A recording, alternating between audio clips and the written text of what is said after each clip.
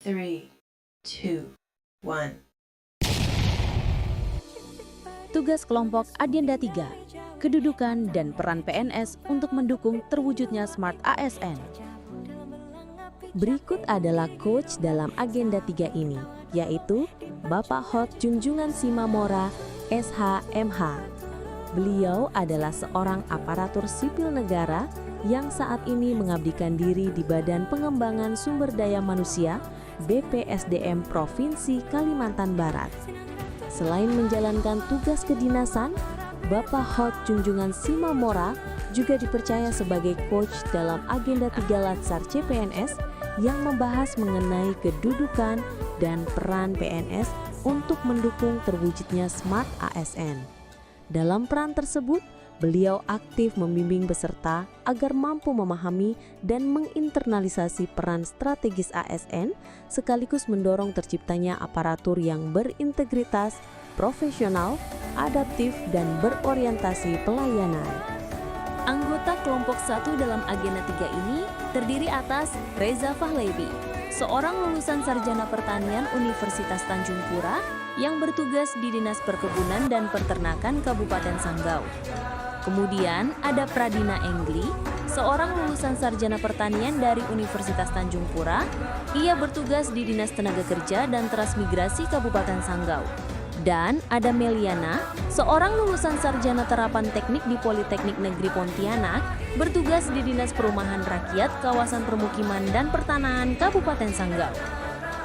Kita memasuki pembahasan pertama dalam Agenda 3 ini, yaitu apa sih kedudukan seorang ASN itu? Nah, menurut Undang-Undang Nomor 20 Tahun 2023 tentang ASN, pegawai ASN berkedudukan sebagai unsur aparatur negara. Artinya, ASN adalah bagian dari penyelenggaraan pemerintahan yang sah. Pegawai ASN terdiri atas PNS dan P3K. Kemudian, PNS adalah WNI yang memenuhi syarat tertentu, diangkat sebagai pegawai ASN secara tetap oleh pejabat pembina kepegawaian untuk menduduki jabatan pemerintahan. Lebih dari sekedar jabatan administratif, PNS merupakan pilar strategis dalam struktur kenegaraan. Kemudian, ada 3 peran ASN dalam pemerintahan, yaitu pertama, sebagai pelaksana kebijakan publik, ASN bertugas melaksanakan kebijakan yang dibuat oleh pemerintah sesuai dengan ketentuan perundang-undangan. Kedua, sebagai pelayan publik, ASN memberikan pelayanan terbaik kepada masyarakat secara efisien, transparan, dan berkualitas. Lalu ketiga, sebagai perekat dan pemersatu bangsa, ASN menjadi teladan, memberikan contoh perilaku yang baik, serta mampu menjaga nilai-nilai persatuan di masyarakat. Untuk meningkatkan ASN yang berkualitas, modern, dan berdaya saing global, maka lahirlah konsep Smart ASN. Lalu, apakah kamu tahu apa itu Smart ASN? Smart ASN adalah aparatur sipil negara yang adaptif terhadap perubahan, menguasai teknologi informasi, memiliki orientasi pada pelayanan publik yang prima, serta mampu berpikir strategis dalam mendukung kebijakan nasional. Ada 8 visi dari Smart ASN, yaitu integritas, seperti bersikap jujur, disiplin, dan tidak menyalahgunakan wewenang. Nasionalisme, ASN harus mengabdi kepada bangsa dan negara, serta memberikan yang terbaik untuk mendukung pembangunan Indonesia. Profesionalisme, ASN dituntut untuk bekerja sesuai keahlian dan standar kerja. Wawasan global, memiliki pengetahuan seperti mengetahui tentang isu-isu global. Penguasaan teknologi informasi dan bahasa asing, ASN dituntut untuk memiliki keterampilan esensial di era digital untuk meningkatkan efektivitas kerja dan pelayanan untuk masyarakat. Pelayanan publik, fokus melayani masyarakat dengan cepat, transparan, dan adil. Jejaring global, ASN dapat membangun dan menjalin hubungan dengan orang lain atau organisasi lain. Jiwa kewirausahaan, menunjukkan inovasi dan kreativitas dalam memberikan pelayanan publik. Untuk memastikan bahwa aparatur sipil negara tidak hanya melek teknologi, tetapi juga mampu memanfaatkan teknologi secara bijak, maka diperlukan adanya literasi digital. Literasi digital adalah kemampuan seseorang untuk mengakses, memahami, menggunakan, mengevaluasi, dan menciptakan informasi dengan memanfaatkan teknologi digital secara bijak, kritis, dan bertanggung jawab. 4 pilar dari literasi digital adalah digital skills, yaitu kemampuan menggunakan perangkat dan aplikasi digital, digital culture, yaitu budaya bermedia sesuai nilai dan etika sosial, digital ethics, yaitu etika dalam aktivitas digital, hindari hoaks dan bullying. Digital safety, yaitu keamanan data dan perlindungan diri dari ancaman digital.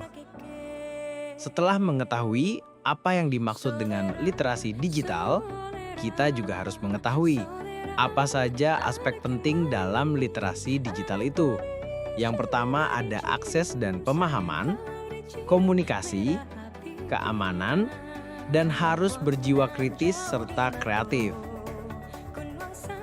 Rendahnya literasi digital dapat menyebabkan mudahnya percaya hoaks, rentan penipuan online, pelanggaran privasi, kurang produktif, perpecahan sosial, meningkatnya cyberbullying, berkembangnya budaya instan, kebocoran data dan informasi, memburuknya citra birokrasi jika ASN tidak beretika di media sosial, dan hambatan transformasi digital jika ASN tidak memanfaatkan sistem informasi ASN dengan baik.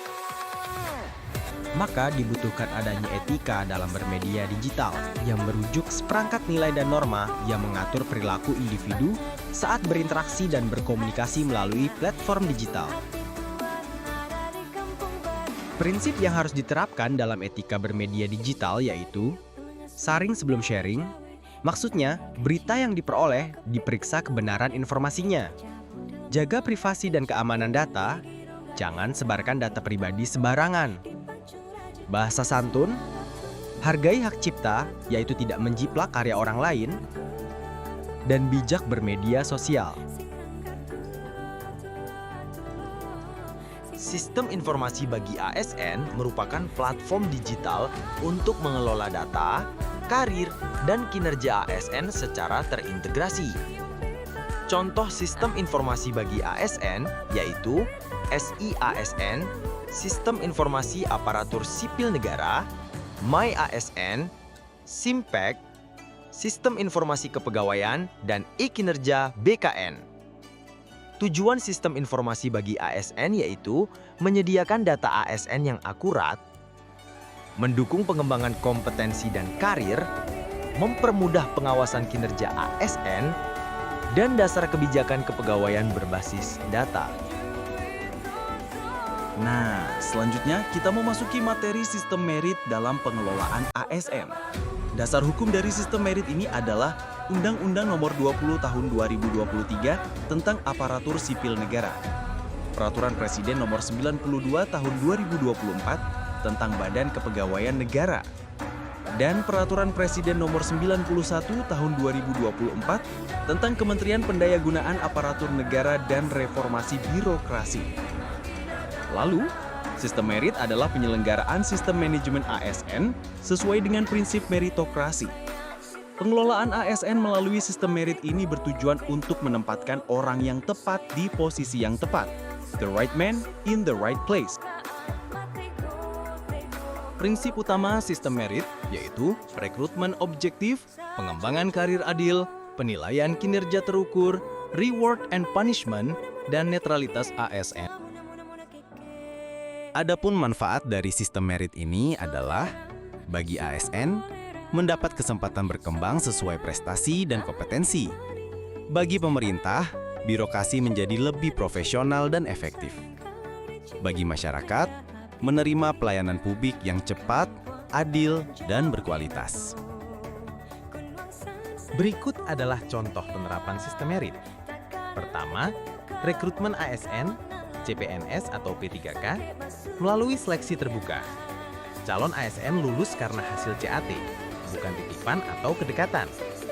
Kedua, promosi jabatan secara kompetitif. Misalnya, pengisian jabatan kepala dinas dilakukan lewat seleksi terbuka atau open bidding dengan penilaian kualifikasi, kompetensi, dan rekam jejak. Ketiga, penilaian kinerja ASN dengan SKP. ASN yang bekerja sesuai target diberi nilai tinggi dan kesempatan promosi. bukan karena senioritas semata. Keempat, pengembangan kompetensi ASN. Seperti ASN yang butuh peningkatan kompetensi, dikirim diklat, workshop, atau tugas belajar. Kelima, pemberian reward. ASN yang berprestasi dapat tunjangan kinerja, penghargaan, atau kesempatan karir lebih cepat. Keenam, penerapan sanksi. ASN yang melanggar disiplin atau tidak produktif dikenai teguran, penundaan kenaikan pangkat, hingga pemberhentian sesuai aturan. Terakhir, netralitas ASN dalam pemilu. ASN dilarang mendukung calon tertentu, hanya fokus pada tugas pelayanan publik. Smart ASN adalah aparatur sipil negara yang memiliki kompetensi, integritas, dan semangat inovasi untuk menjawab tantangan zaman. Seorang Smart ASN dituntut untuk profesional, adaptif, dan mampu memanfaatkan teknologi dalam setiap tugasnya. Menjadi Smart ASN berarti terus belajar, berpikir kritis, dan terbuka terhadap perubahan. ASN tidak hanya berperan sebagai pelaksana kebijakan, tetapi juga sebagai penggerak birokrasi yang modern, efektif, dan akuntabel. Dengan semangat Smart ASN, pelayanan publik dapat diberikan dengan lebih cepat, transparan, dan berorientasi pada kepuasan masyarakat.